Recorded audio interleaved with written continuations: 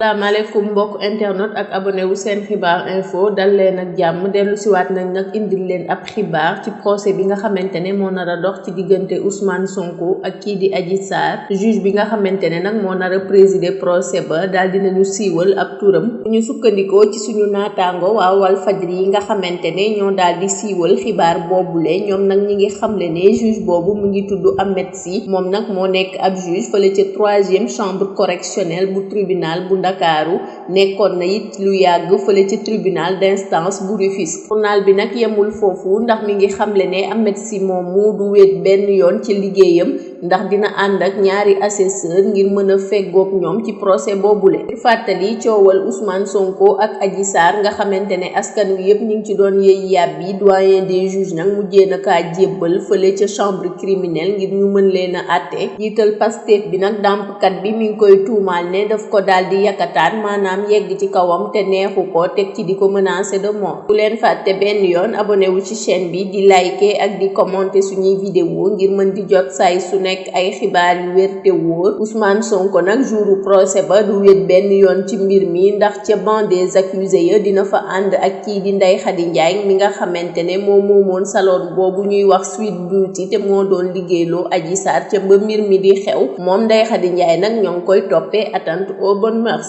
Ousmane Sonko nag ñu bëri ñi ngi xamle ne erreur bi mu def mooy li mu nanguwul woon tontu benn yoon ci question yi nga xamante ne juge bi ak procureur bi ñi ngi ko doon posé ba mu doon def confrontation am ak kii di Adji Raby Sarr loolu nag daal di koy indil ñu daal di yóbbu dossier ba fële ca chambre criminelle ngir ñu mën leen a daal di juger.